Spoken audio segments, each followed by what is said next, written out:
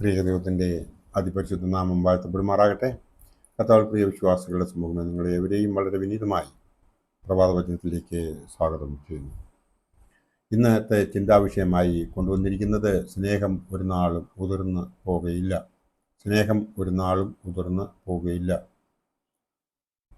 പരിശുദ്ധനായ പൗലോസ് കൊരിന്ത്യർക്ക് എഴുതിയ 1-ാം ലേഖനം 13-ാം അധ്യായം 7-8 വാക്യം നോക്കുമ്പോൾ നമ്മൾ അതിൽ പ്രകാരം കാണുന്നു: സ്നേഹമെല്ലാം പൊറുക്കുന്നു, എല്ലാം വിശ്വസിക്കുന്നു, എല്ലാം പ്രത്യാശിക്കുന്നു, എല്ലാം സഹിക്കുന്നു, സ്നേഹം ഒരു നാളും ഉതിർന്ന് പോകുകയില്ല എന്ന് പറഞ്ഞിരിക്കുന്നു. സ്നേഹത്തിൻ്റെ ഉദാത്ത ഭാവങ്ങളെപ്പറ്റിയും അമൂല്യ സ്വഭാവത്തെപ്പറ്റിയും പ്രകീർത്തിക്കുന്ന അനേക കാവ്യങ്ങളുണ്ട്. അവയിൽ പ്രസിദ്ധമായ ഒന്നാണ് പൗലോസ് അപ്പോസ്തലൻ രചിച്ചിട്ടുള്ളത് എന്ന് നമുക്ക് ഏവർക്കും അറിയാം.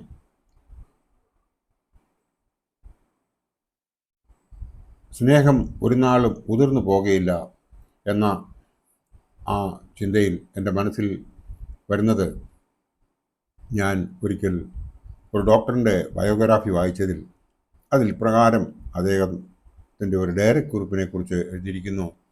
രാവിലെ ഏതാണ്ട് 9 മണിയായപ്പോൾ അദ്ദേഹം ഒപിയിലിരിക്കുകയാണ്. ഒരു 80 വയസ്സോളമുള്ള ഒരു സീനിയർ സിറ്റിസൺ തൻ്റെ അടുത്തേക്ക് വന്നിട്ട് പറയുന്നു, എനിക്ക് അല്പം ധൃതിയുണ്ട്, എൻ്റെ ഈ കയ്യിലെ മുറിവിൻ്റെ ഡ്രസ്സിങ് ഒന്ന് ചെക്ക് ചെയ്ത് എത്രയും പെട്ടെന്ന് എനിക്ക് പോകണം, കാരണം എനിക്ക് 9:30 മണിക്ക് ഒരു അപ്പോയിൻമെൻ്റ് ഉണ്ട് എന്ന് അദ്ദേഹം പറഞ്ഞു. ഡോക്ടർ അതിശയിച്ചു. ഈ 80 വയസ്സുള്ള മനുഷ്യന് എവിടെയെങ്കിലും ജോലി ചെയ്യുന്നുണ്ടോ, അതോ ഏതെങ്കിലും കൺസൾട്ടൻ്റ് ആണോ? അനേക ക്വസ്റ്റ്യൻസ് അദ്ദേഹത്തിൻ്റെ മനസ്സിൽ വന്നു. എന്നാൽ തന്നെയും അദ്ദേഹം വളരെ ശാന്തമാനായി സൗമ്യനായി ഈ മനുഷ്യനോട് പറഞ്ഞു, ഓക്കെ, ചെക്ക് ചെയ്യാമല്ലോ എന്ന് പറഞ്ഞ് അദ്ദേഹത്തെ മറ്റുള്ളവരിൽ നിന്ന് അല്പം മുൻഗണന കൊടുത്ത് വിളിച്ചിരുത്തി അദ്ദേഹത്തിൻ്റെ മുറിവുകൾ ചെക്ക് ചെയ്യാൻ നോക്കിയപ്പോൾ മനസ്സിലായത്, മുറിവ് ഉണങ്ങിയിട്ടുണ്ട്, രണ്ടാമത്തെ ഡ്രസ് ചെയ്യേണ്ട ആവശ്യമില്ല, സ്റ്റിച്ചും എടുത്ത് കളഞ്ഞാൽ സാധിക്കും. ഉടനെ തന്നെ ആ മുറിവ് ഉണങ്ങിയതുകൊണ്ട് ആ സ്റ്റിച്ചും കൂടെ എടുത്ത് കളയിപ്പിച്ച് അദ്ദേഹത്തോട് വളരെ ഫ്രാങ്കായി സംസാരിച്ചു തുടങ്ങിയപ്പോൾ ചോദിച്ചു, ഇപ്പോഴും ജോലി ചെയ്യുന്നുണ്ടോ? ഇല്ലില്ല, ഞാൻ ജോലിയൊന്നും ചെയ്യുന്നില്ല. പിന്നെ എവിടെയാണ് അപ്പോയിൻമെൻറ്റ് ചോദിച്ചപ്പോൾ പറഞ്ഞു, എൻ്റെ അപ്പോയിൻമെൻറ്റ് വളരെ ഇമ്പോർട്ടൻ്റായ ഒരു അപ്പോയിൻമെൻ്റാണ്. കാരണം എൻ്റെ ഭാര്യയുമായിട്ട് ഞാൻ എപ്പോഴും 9:00-നും 9:30-ക്കും ഇടയ്ക്ക് ബ്രേക്ക്ഫാസ്റ്റ് കഴിക്കാറുണ്ട്. ആ പ്രഭാത ഭക്ഷണത്തിൻ്റെ സമയം 9:30-ക്ക് അപ്പുറം പോകാൻ പാടില്ല എന്ന ഒരു തീരുമാനമെടുത്തുകൊണ്ടാണ് അതിനെ ഞാൻ അപ്പോയിൻമെൻറ്റ് എന്ന രീതിയിൽ സംസാരിച്ചത്. അതിനെന്താ, ഇവിടുന്ന് ചെല്ലാൻ അല്പസമയം വന്നു പോയെങ്കിൽ വിളിച്ചു പറഞ്ഞാൽ പോരെ?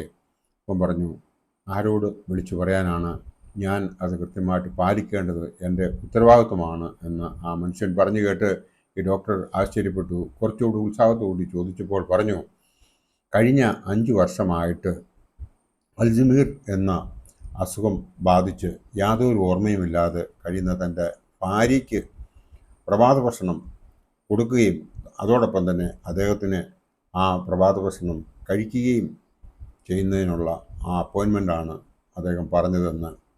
അപ്പോൾ ചോദിച്ചു, അല്പം താമസിച്ചു പോയാൽ എന്താണ് കുഴപ്പം, അല്ലെങ്കിൽ എന്താ ഭാര്യ വഴക്ക് പറയുമോ, അതോ എന്താ എന്ന് പറഞ്ഞു. അവൾക്ക് യാതൊരു ഓർമ്മയുമില്ല, ഞാൻ ആരാണെന്ന് പോലും അവൾക്ക് കഴിഞ്ഞ ഒരു 4-5 വർഷമായിട്ട് അറിയത്തില്ല. എന്നാൽ തന്നെയും എൻ്റെ ഇമ്പോർട്ടൻ്റ് എന്ന് പറയുന്നത് അവൾ ആരാണ് എന്ന് എനിക്കറിയാം, പക്ഷെ ഞാൻ ആരാണെന്ന് അവളിപ്പോൾ എന്നെ അറിയുന്നില്ല. അതുകൊണ്ട് ഞങ്ങൾ ഒന്നിച്ച് വിവാഹം കഴിച്ച അന്ന് മുതൽ അവൾ എനിക്ക് ചെയ്ത സേവകളും ഞങ്ങളുടെ ജീവിത രീതിയും ഒക്കെ ആലോചിക്കുമ്പോൾ എനിക്ക് മനസ്സിലാകുന്നത് അവൾ ആരാണ് എന്നും എനിക്ക് കൃത്യമായിട്ടും അറിയാം. അതുകൊണ്ട് എൻ്റെ ജീവിതകാലം മുഴുവൻ, അവളുടെ ജീവിതകാലം മുഴുവൻ അവൾക്ക് ഒരു കുറവും വരാതെ നോക്കുക എന്നുള്ളതാണ് എൻ്റെ പ്രധാന ദൗത്യം. അത് ഞാനൊരു അപ്പോയിൻമെൻ്റായിട്ട് തന്നെ സ്വീകരിച്ചിരിക്കുന്നു. ദൈവം അതിന് ഇതേവരെ എനിക്ക് എല്ലാവിധ അനുഗ്രഹങ്ങളും തന്നിട്ടുണ്ട്. ആയതിനാൽ എനിക്ക് പോകണം, എന്ന് പറഞ്ഞ് അദ്ദേഹം വളരെ ധൃതിപ്പെട്ട് ഇറങ്ങിപ്പോയപ്പോൾ ഈ ഡോക്ടർ വളരെ ആശ്ചര്യത്തോടുകൂടി ആ മനുഷ്യനെ നോക്കിക്കൊണ്ടിരുന്നു. അപ്പോൾ കാണാമറയം വരെ ആ മനുഷ്യനെ കണ്ടതിന് ശേഷം അദ്ദേഹം ഓർത്തു, ഇങ്ങനെയും ഉണ്ടല്ലോ ഒരു മാരീഡ് ലൈഫ് എന്ന്.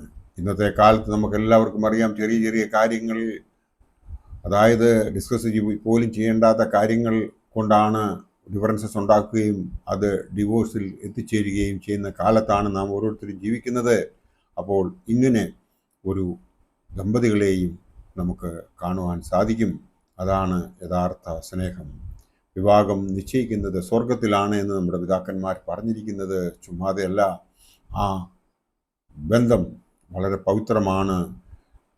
ഭാര്യ ഭർത്താക്കന്മാരുടെ ഇടയിൽ മൂന്നാമതായ ദൈവം ഉണ്ടെങ്കിൽ ഒരിക്കലും അവരുടെ ബന്ധത്തിന് യാതൊരു ഭംഗവും ഒരു കോട്ടവും സംഭവിക്കുകയില്ല എന്നുള്ളതിന് നമുക്ക് ഇങ്ങനെയുള്ള ദമ്പതികളിൽ നിന്നും ഉദാഹരണങ്ങൾ ലഭിക്കുവാൻ സാധ്യതയുണ്ട്.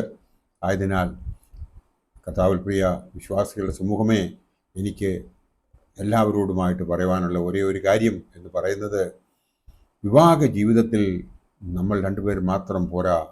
നമ്മുടെ ദൈവമായ കർത്താവിനെ നമ്മുടെ മധ്യത്തിൽ, നമ്മുടെ ഇടയിൽ നമ്മൾ വെച്ചിട്ടുണ്ടെങ്കിൽ, നമ്മൾ ആ ദൈവത്തിൻ്റെ മുമ്പിൽ നമ്മൾ ശരണപ്പെടുന്നുണ്ടെങ്കിൽ, അവൻ കാണിച്ചു തന്നതായ പാതയിലൂടെ നാം ജീവിക്കുന്നുവെങ്കിൽ, ഒരു കാരണവശാലും നമ്മളുടെ വിവാഹ ജീവിതത്തിന് ഒരു കോട്ടവും സംഭവിക്കത്തില്ല.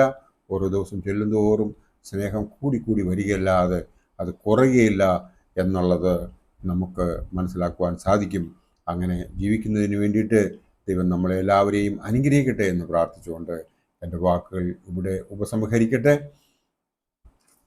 സ്നേഹം ഒരു നാളും ഉതിർന്നു പോകുകയില്ല എന്നുള്ള ആ ഒരു ചിന്ത നമ്മുടെ മനസ്സിൽ ഉണ്ടെങ്കിൽ ഒരിക്കലും നമ്മൾ ഫെയിലാകുകയില്ല.